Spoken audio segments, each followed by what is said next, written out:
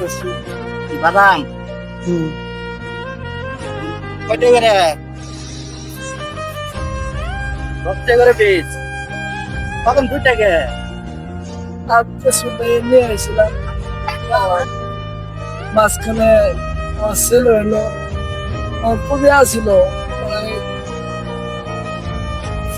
15-16 হাজার টাকা আছে, ছেলেটার পিছনে দিলাম। এখন আমার তারপর ভাবতে না, বললাম যে 2-3 কেজি বাদাম কিনে দেওয়া যাবে। তারপরে করলাম, আসলে করে আইতে এখানে আসলাম। এমনি ভিক্ষা বৃত্তি করি না, এগুলা বিক্রি করে খাই। আমার ফ্যামিলির মধ্যে আমরা 4 জন, আমার দাদি আছে, ধরে নিয়ে 5 জন। 5 জনের সংসার আমি নিতেই চাই। আপনি নিজেই চালান। আর আপনারা তো আমি অনেক দিন যাবত দেখতেছি যে আপনি মানে কারো কাছে হাত পাতেন না, বাই করেন না, আপনি নিজের কামাই নিজে করে খান, বাদাম বিক্রি করে খান।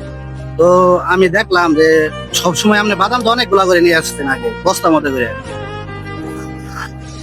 বললাম যে আমার ছেলেটা আমার ছেলেটা একটু কমে গেছে, হ্যাঁ? চিন্তা করা লাগছে। কি কি সন্তান হয়েছে আপনার? ছেলে। আপনার সমস্যা কি বর্তমানে? এই যে এই পুজো টুজি নিয়ে আমার এটা ছোট থেকে এমনি কারো কাছ থেকে টাকা পয়সা না দিয়ে এই 15টা দিয়ে নেই, এটু কি দিবেন? ব্যবসাটা আবার নতুন করে আবার শুরু করতে চাইতেছেন আপনি?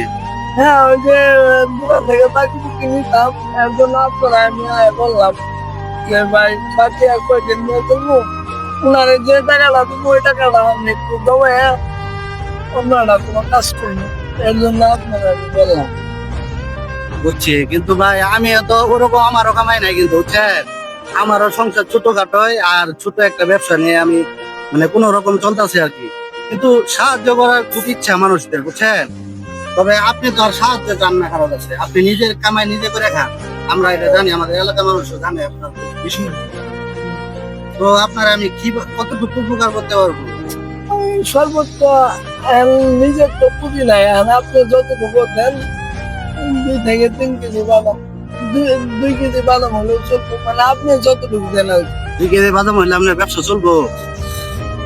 কম কম বেশি করে আগে বাকি নিতাম, এই বাকিটা নেওয়া লাগবে না। হ্যাঁ? তাহলে 3-4 কেজির মতন নিয়ে যেতে পারবেন, হ্যাঁ? 3 কেজি নিয়ে আসবে। ঠিক আছে, 3 কেজি নিয়ে আসেন, আস্তে আস্তে আবার আগের জায়গায় উঠেন, হ্যাঁ?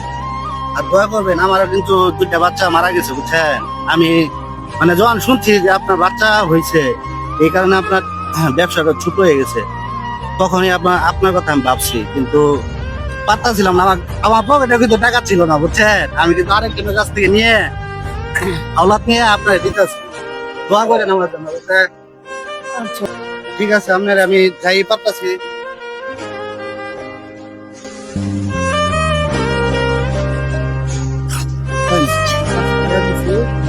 কোন রকম ব্যবসাটা আবার শুরু করেন, যে কোনো সমস্যা, বাচ্চা যদি অন্য কোনো সমস্যা হয় অবশ্যই আমার দোকান তো চিনলেন, আইসেন।